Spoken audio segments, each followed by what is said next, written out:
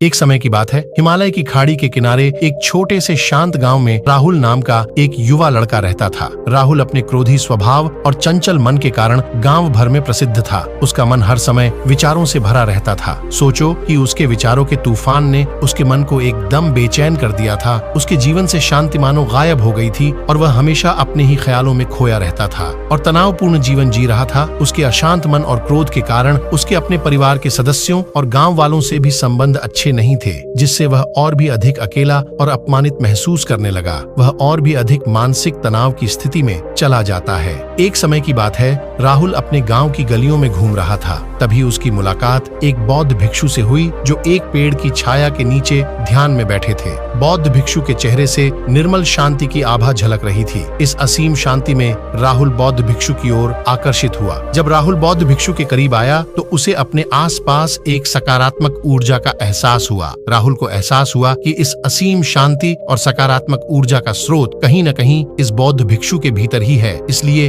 वह वहीं बैठकर उसकी आंखें खुलने का इंतजार करने लगा। थोड़ी देर बाद जब बौद्ध भिक्षु की आंख खुली तो उसने एक युवा लड़के को अपने सामने बैठा पाया जो बहुत तनावग्रस्त और नकारात्मक भावनाओं से भरा हुआ लग रहा था। राहुल ने बौद्ध भिक्षु की ओर उदार भाव से देखा और बहुत विनम्रता से कहा, मालिक, मेरा मन बहुत अशांत है और मेरे मन के विचार मुझे खाए जा रहे हैं। मुझे एक पल के लिए भी शांति महसूस नहीं होती। क्या आप मुझे सिखा सकते हैं कि मैं अपने अशांत मन को कैसे शांत करूं? बौद्ध भिक्षु ने राहुल की पीड़ा को समझते हुए करुण दृष्टि से देखा और कहा, मेरे प्यारे बच्चे, मैं तुम्हें एक कहानी सुनाना चाहता हूं। इस कहानी में मानसिक शांति और खुशी के रहस्य छिपे हैं। क्या आप कहानी सुनना चाहेंगे? राहुल ने हाँ में सिर हिलाया और पूरी एकाग्रता से कहानी सुनने को तैयार हो गया। उसके अंदर जिज्ञासा चरम पर थी। वो कहानी सुनने को बेताब था। बहुत समय पहले की बात है, एक नगर में शक्ति नाम का एक आदमी रहता था। शक्ति बेहद महत्वाकांक्षी व्यक्ति थे और उसे हर काम में लोगों से मदद की जरूरत पड़ती थी। यदि उसे किसी से असफलता और बुराई सुनने को मिलती थी तो वह गहरी चिंता और तनाव में चला जाता था।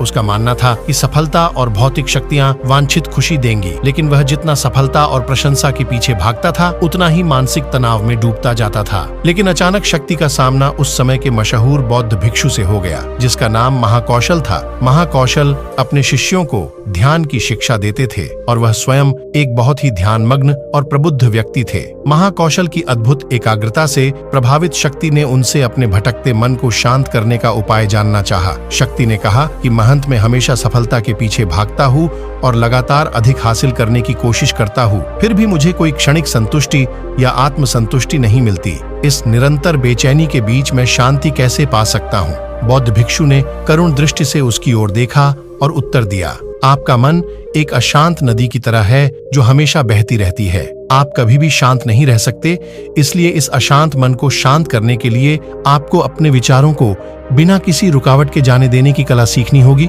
शक्ति को आश्चर्य हुआ और उसने पूछा कि मैं अपने विचारों को कैसे जाने दूं? आखिर मैं भी तो अपनी इच्छाओं और महत्वाकांक्षाओं से बंधा हुआ हूँ। यह सुनकर बौद्ध भिक्षु मुस्कुरा दिए। बौद्ध भिक्षु कहा, कल्पना करें कि आपके हाथ में पानी का एक गिलास है। अब आप इसे जितनी देर तक पकड़कर रखेंगे यह उतना ही भारी होता जाएगा और अगर आप इसे काफी देर तक पकड़े रहेंगे तो आपके हाथ में दर्द होने लगेगा। लेकिन अगर आप उस पकड़ को ढीला कर दें और छोड़ दें तो आपका बोझ खत्म हो जाएगा। राहुल ने पूरी कहानी और उसका संदेश ध्यानपूर्वक सुना।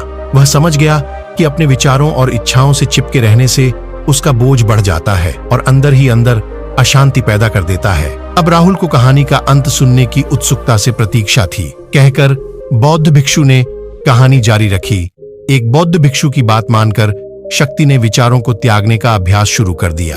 वह बिना किसी पूर्व निर्णय के अपने विचारों और भावनाओं को आते और जाते देखता था। अब उसने विचारों को पकड़ना बंद कर दिया था।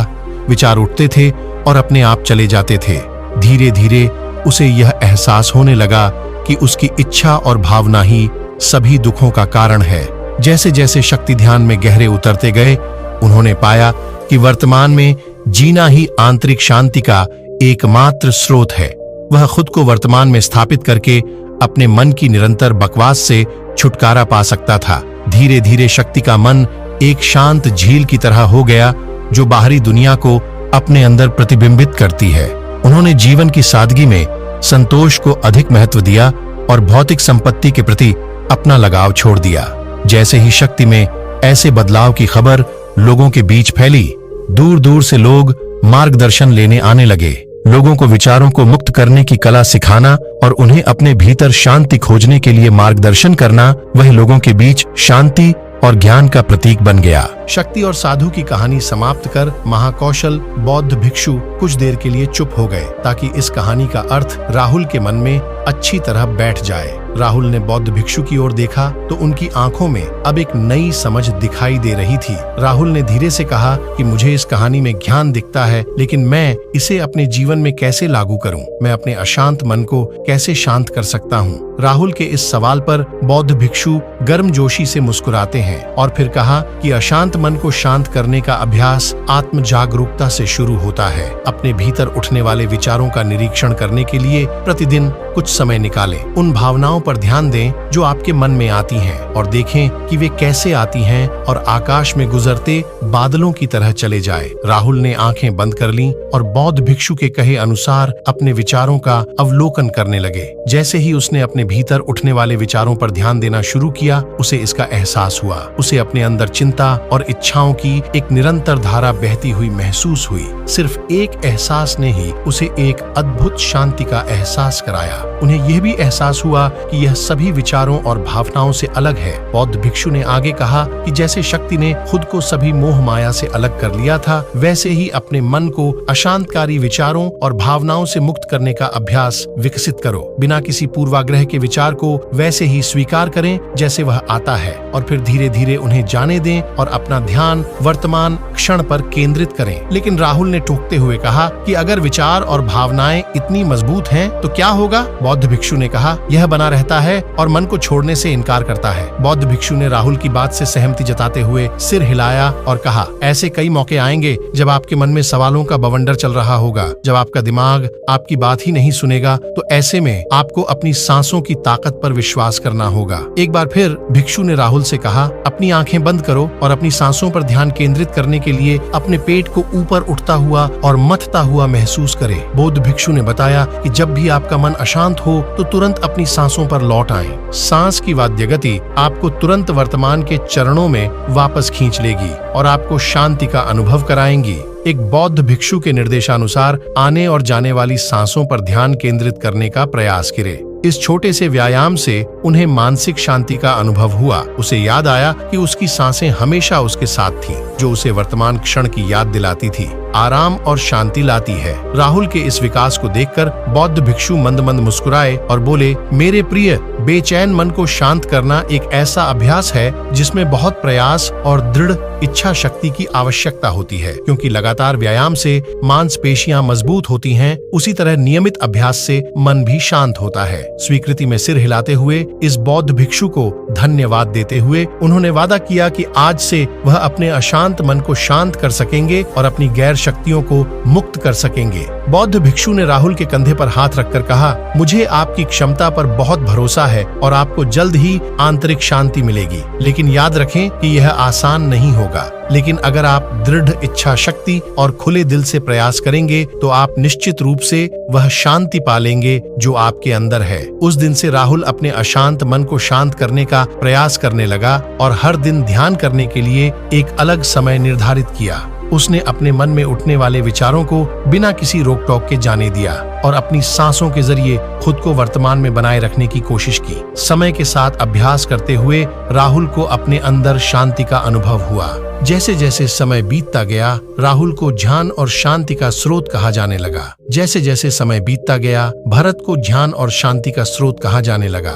ग्रामीण अपने अशांत मन को शांत करने के लिए राहुल के पास आने लगे। बौद्ध भिक्षुओं के शिक्षक दूसरों की मदद करते समय आत्म जागरूकता की शक्ति साझा करते हैं। बौद्ध भिक्षु आंतरिक शांति पाने की शिक्षा देते हैं। इसके साथ ही उन्होंने अपनी सांसों पर ध्यान देने और अपने विचारों को मुक्त करने की कला भी सिखाई। ऐसे निवासियों का विकास हुआ और उन्हें मन की अमूल्य शांति मिली। बौद्ध भिक्षु की शिक्षाओं और राहुल द्वारा संचालित अभ्यास के माध्यम से विचारों को त्यागने और वर्तमान में जीने की कला दूर दूर तक फैल गई। उन्होंने कई लोगों की जिंदगी बदल दी और जैसे जैसे समय बीतता गया, उनकी जिंदगी और भी बदलती गई। राहुल का शांत प्रभाव उसके गांव की सीमाओं से परे तक फैला हुआ था। आसपास के गांवों और शहरों से लोग राहुल के परिवर्तन की कहानी सुनते थे, उनसे सलाह लेने आते हैं। मन के बोझ तले दबे लोगों के लिए राहुल आशा की किरण बन गया। राहुल की शिक्षाएं केवल ध्यान और प्रवचन तक ही सीमित नहीं थीं, बल्कि वह रोजमर्रा के काम जागरूकता के साथ करने पर ज्यादा जोर देते थे। वह लोगों को अपनी भावनाओं के प्रति जागरूक रहने की याद दिलाते थे। इस बात पर ध्यान दें कि आप दिन भर में क्या करते हैं और अपने आसपास होने वाली घटनाओं पर आप कैसे प्रतिक्रिया करते हैं। हर काम पूरी जागरूकता के साथ करें। जब आप खाएं तो प्रत्येक टुकड़े के स्वाद का आनंद लें। जब आप सूरज की रोशनी के सामने खड़े होते हैं तो उसकी गर्मी महसूस करें। लोग क्या कहते हैं उसे ध्यान से सुनें और समझें। छोटे छोटे बदलावों से लोगों के जीवन में चमत्कारिक परिवर्तन आते हैं। राहुल की शिक्षाओं से लोगों ने सीखा कि जीवन का आनंद वर्तमान में जीने में है। दोस्तों, ये कहानी का अंत है। मुझे आशा है कि आपने इस मोटिवेशनल स्टोरी से बहुत कुछ सीखा होगा। आपका कीमती समय देने के लिए बहुत बहुत धन्यवाद।